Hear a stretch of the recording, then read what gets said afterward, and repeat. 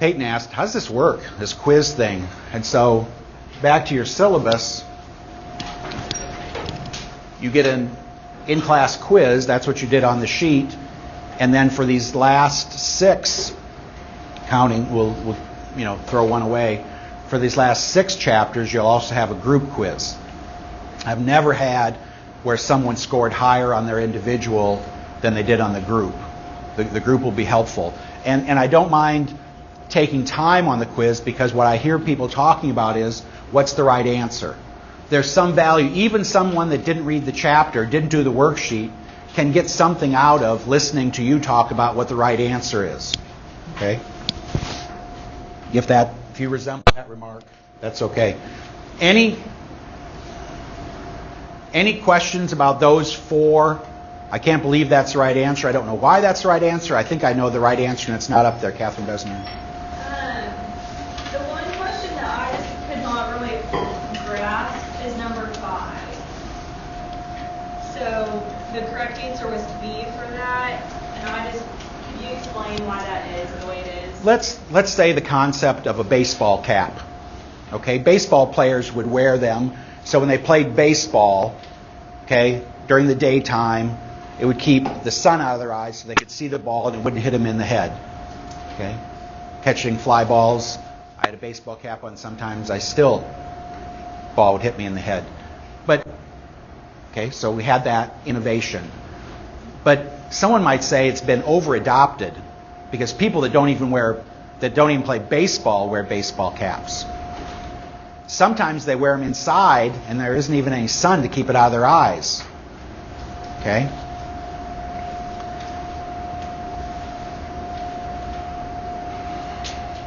Can you think of something that's been over-adopted, meaning people have adopted it and they probably shouldn't have adopted it? You got one? It used the computer example because people are buying these high-capacity, ultra-processing computers, but all they use is Microsoft Word. They don't need the most expensive, most advanced. Okay.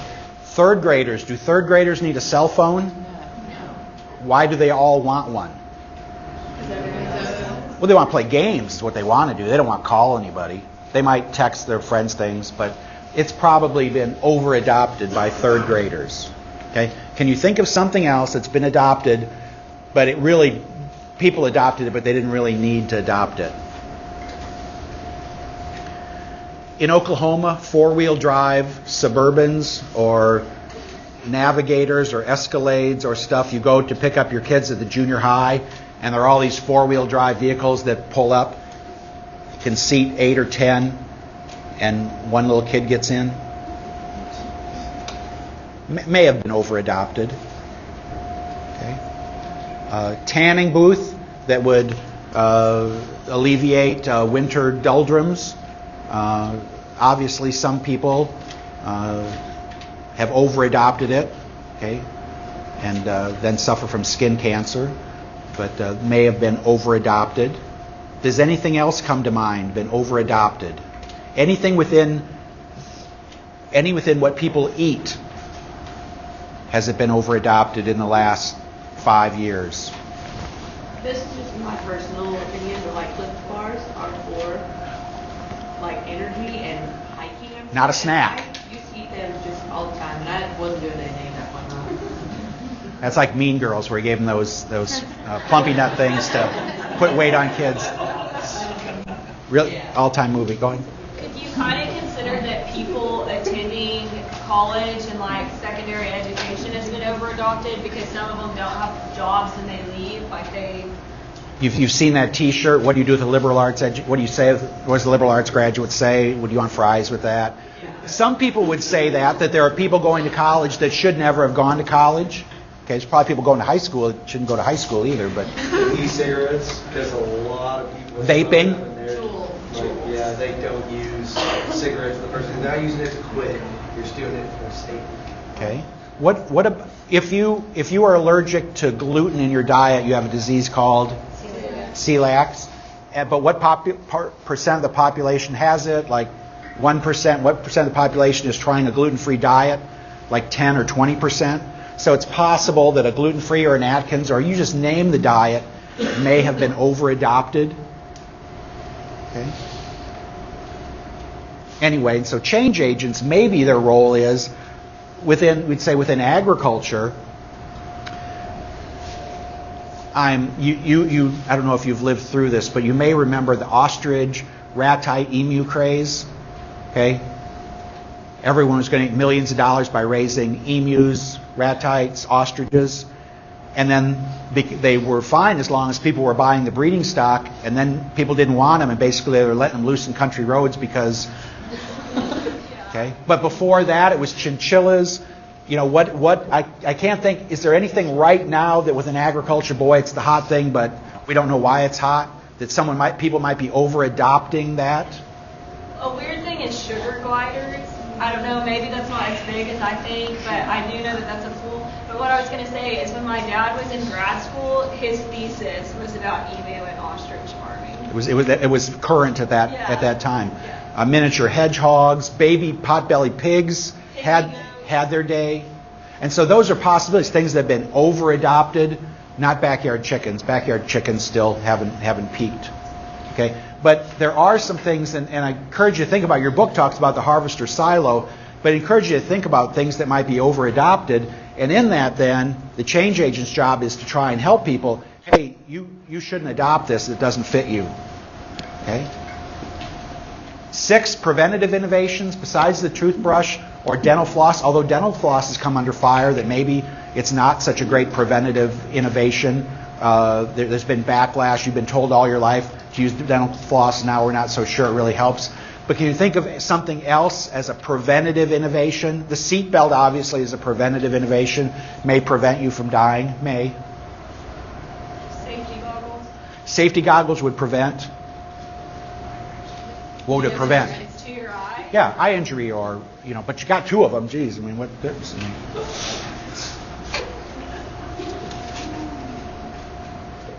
That's it? Those are all the only preventative innovations there are? Could you think of an umbrella? Prevent you from getting your hair wet? That's not bad. A for effort, yes?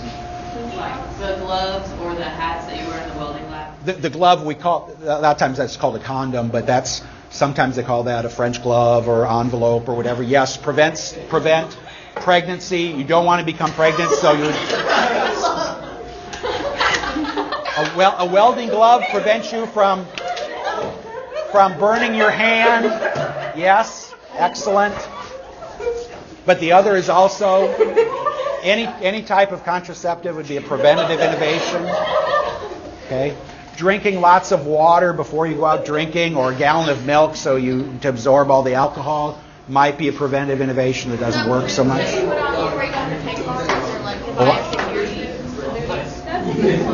Oh, hey, hang on. Damn it. The boots that you put over your shoes, like before you go to a pig barn, or like biosecurity boots. Oh yeah, things that would prevent exchange of diseases from barn to barn. Anything else preventative? A flu shot, and I got one, but apparently I got the wrong strain. Okay. Sunscreen has been in the news lately. What will sunscreen prevent? Damage from the sun rays. Yeah, hopefully skin cancer. Okay. But it's been in the news lately. Anybody? Bueller? Yes? Same thing with my friend is going to get abroad in Australia, and she had to get certain sunscreen because it's destroying the They believe it's destroying coral reefs. And so Key West, Great Barrier. So we talked later, the last chapter, about unintended consequences. But yeah, I'm doing this. I don't get skin cancer, but the Great Barrier Reef is going to be destroyed.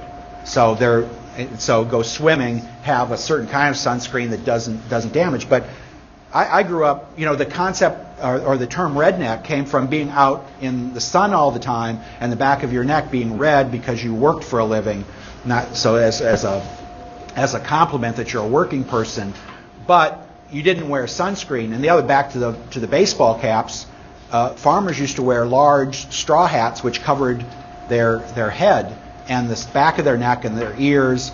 Why lots of farmers have skin cancer taken off their nose and off their ears and the back of their neck is because they were out in the sun for a large amount of times and no sunscreen. So certainly that's a great preventative innovation. Okay. And what's hard is it's hard to get people to adopt that preventative innovation because, number 8, why is it so hard to get people to adopt a preventative innovation?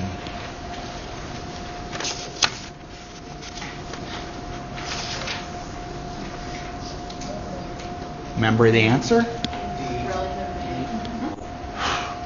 Okay, so let's stop and make sure we cover that today. Let's talk about these attributes of innovations. Okay?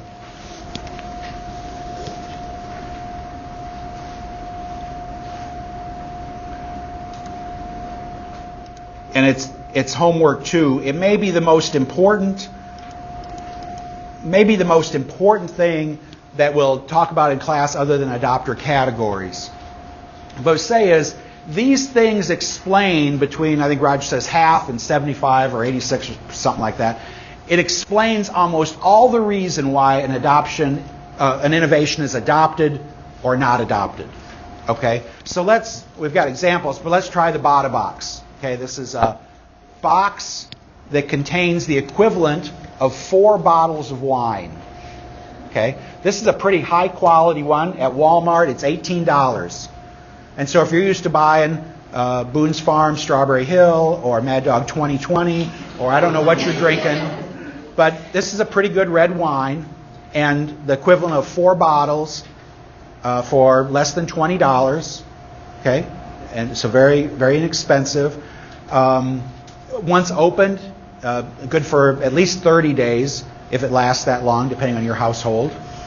Okay, there's a little plastic bag that goes in and just has a little spigot, and you open it and it comes out, and no problem. Okay, so I've just described to you the relative advantage.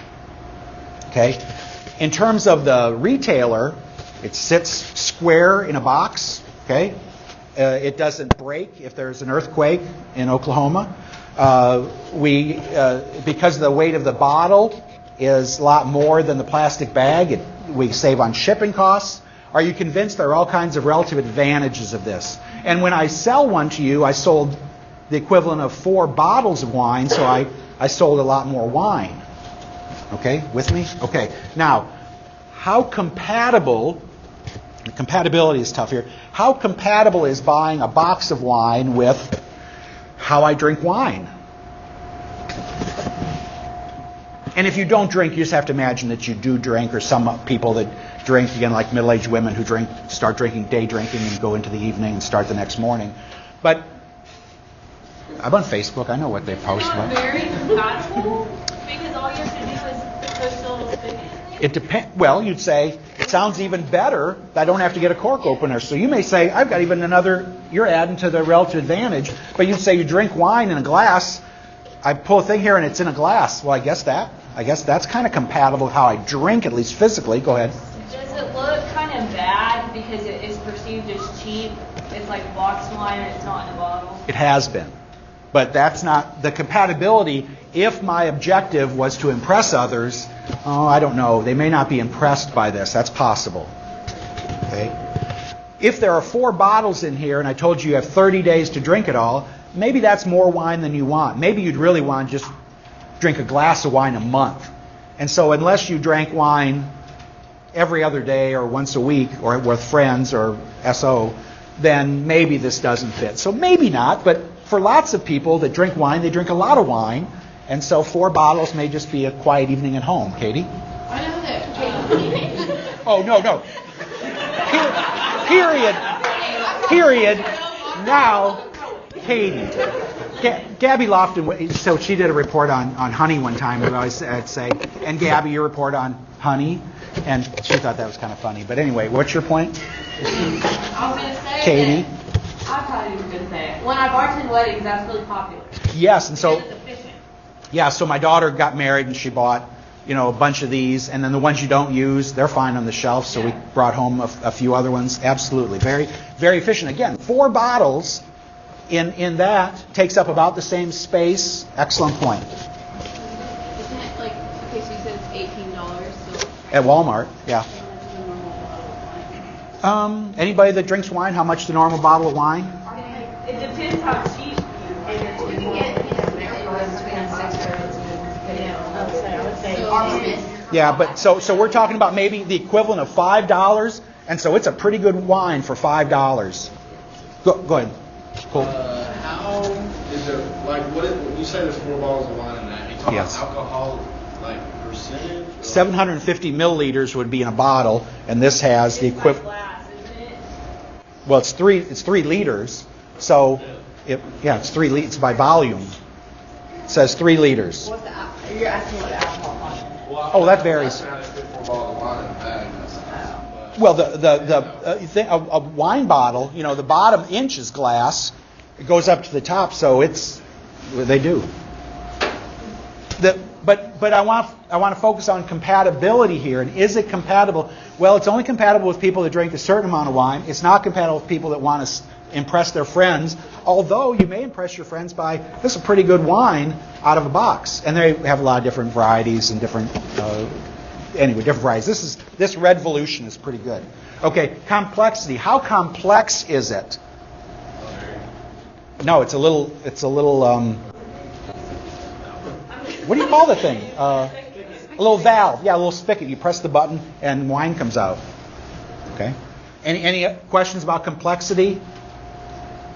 Go ahead, Will. Well, I was thinking like complexity compared to like a bottle of wine, like opening it and all that. So like, is it complex compared to? Yeah, that's exactly right. It's the same as the compatibility. Is it compatible with how I drink wine? Is it complex compared to? And you're saying it's even less complex. I don't have to have I can think of times where I've been somewhere, like traveling or whatever, I bought a bottle of wine and it's like, I don't have a bottle opener. Now what am I going to do? Yeah. And so you... What have actually been more effective in keeping it like fresh, not like... So we could use the same thing. We could say screw top versus cork as far as this. Okay, trialability. Is this trialable?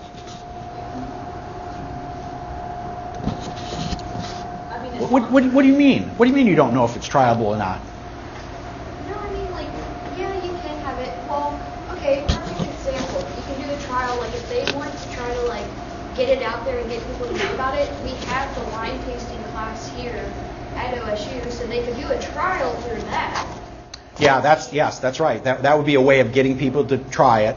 If I go back to the innovation decision process and I say, I heard about it, could I try it? Do I have a lot invested? Versus, I'm interested in an electric car. Can I try it? Well, I could rent one, I suppose.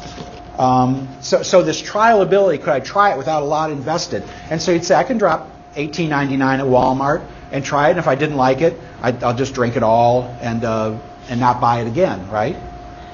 Some things are not trialable. Okay, a cell phone. I can hand you my cell phone and say, here, call somebody, text somebody. Here's how you do it, so you can try it without spending the $700 it took to buy that new phone that fell down in the river at Osage Hills. Yes, ma'am. Just stretching. Observability. Is it observable? Oh, you see somebody else drinking it? Well, you don't see them drinking it, though. What do you mean? Well, if they're drinking it, they're not drinking they're not doing this. Well, yeah.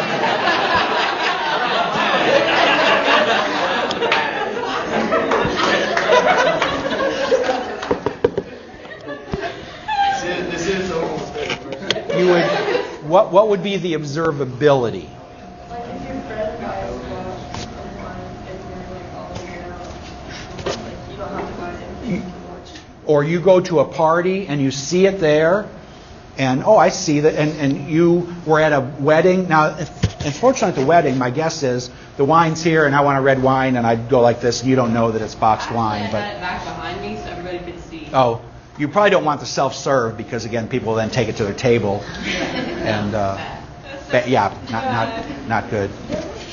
But so in this case, with these 5 attributes, they're all positive. And you'd say, I think this is probably going to make it. Now, there are also, if you go through and look at just Walmart or wherever you want, or the liquor store, but they have individual ones too. So the whole idea of boxed wines, In the summer of '82, I spent the summer in France, and I was at a agriculture school in Angers, and they had a soccer team, and afterwards the soccer team had this big party, and they had boxed wines then. They were 5 gallons in a box. It was like this, this box you heave up there, and there were several of those, and that's a lot of wine. I'm not sure how many bottles, but it was very efficient. Now, having said that, across the street from where we lived, there was a grocery store, and we would go and exchange bottles like you used to do for Dr. Pepper. We would take our old bottles, and for 10 francs, about $2, we would get the local wine, which we sampled most evenings also. But the box wine, even cheaper. We don't have to clean those bottles. We just throw this away. This, they make a big point of it being ecologically sound because this can be recycled. The plastic bag can't be. And lots of glass never makes it there. Okay. So your assignment then is to I don't know how many I say. I want you to do them all. Yeah, I guess you do them all. But we might talk about the first one, since it's already fleshed out. Increase the adoption of not bagging grass clippings. Okay, when people bag their grass clippings, they end up in the landfill. Okay, when I lived in town, my next door neighbor was Pam Fry, who is the provost, and her husband every Saturday morning went out there and cut the grass down to the nubs and put it in bags and set it out there. And when he got that done, she'd let him go golfing. So he had to hurry and get that done. And then he'd turn on the sprinklers and they'd water the heck out of it so that next Saturday he could go out there again and mow it down to the nubs, put it in bags, and have it come. So say, I never did that. I didn't water the grass. I barely fertilized it. It probably looked like it. But what's the relative advantage of not bagging clippings? Well, that stuff doesn't go into the landfill. That's good. I don't have to bag up the clippings. That's good.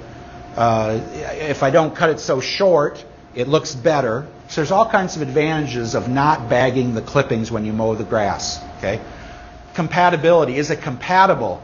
Well, it can be compatible with how I operate in that I could buy a mulching blade for my lawnmower and I wouldn't even have to buy a new lawnmower. Okay? And I would mulch the grass instead of blowing it out the side into a windrow.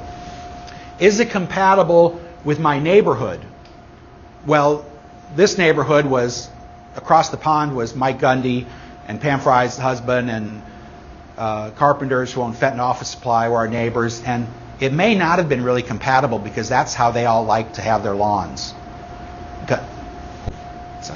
Gundy used to have the landscape company came through on like Thursday or Friday and mowed everything, but they left him this little patch. And then Saturday morning, Gundy would go out with his lawnmower and he would just mow this one little patch. There was just like this square. He didn't like trimming around stuff. So that's kind of cool. But it may not be compatible with your neighborhood because they may not like to see any grass that's on the top. Is it complex? Well, it's complex if you don't know how to change a lawnmower blade, that would be complex. Is it trialable? I could borrow one from my neighbor and say, let me try that out. Is it observable? Yes, I can observe that we don't have bags of lawn clippings out for the sanitation workers to pick up, and I can observe that there are some clippings that are on the top until they disintegrate and go down in. Okay? So in this case, the compatibility may be the only of those 5 attributes that may be keeping it from being adopted. But that may be a big one. Okay? So I'm asking you to flesh out these other ones. Controlling thistles in a pasture, increasing the use of sunscreen by baseball players, increasing bicyclists wearing helmets, getting owners to cut down Bradford pear trees, increasing the number of people in town that are keeping chickens, getting people to eat more green leafy vegetables, getting people that work at OSU to go to the wellness center, and decreasing the consumption of fast foods. And I don't think you want to do all of those, but I don't think I said so. Let's see, there's 1, 2, 3, 4, 5, 6, 7, 8. I don't know, do 4 maybe of the 7. And if you don't like any of those innovations, you can put Bada Box in there or the Banana Bites if you choose that instead. Okay?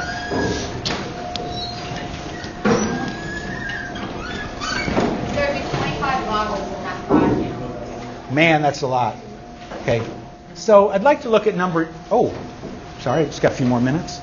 On number 9, Roger says that incentives may increase the quality of adopters, the quantity, but not the quality. And I spent a lot of time with this group here discussing that. The quality of adoption would be if people are into it and they're committed, whole hog. Quantity of adoption might be as if I got somebody to try the banana snack. So when I give people things, I might get high quantity of adoption, but I'd never get anybody to buy it. And so you have to kind of think what do you want? What you probably want is you want people to, if you're in the marketing end, or if just in terms of adoption, a quick story about baseball caps one more time. Rob Terry, who's department head, used to teach Ag Ed 3103 in the fall, and I teach Ag Ed 3203 in the spring. And he made a big deal about, and if you all start, take your caps off. And I always did that. Class was always like that. And again, he's like 6'5", and so he has this deep voice. So it's a little bit different than when I say it. And so in class, I taught in the spring, everybody's got the cap on. I have to say, take your caps off, you're inside, whatever. And he always made this big deal about, in class, they didn't do that. And I said, if you did a great job of correcting this, I wouldn't have to say anything. And so what he got some maybe quantity of adoption for fear of getting, I don't know what, but didn't get any quality adoption at all. Go ahead. So, did they ever black coat? A lot of caffeine in it? I've never seen it.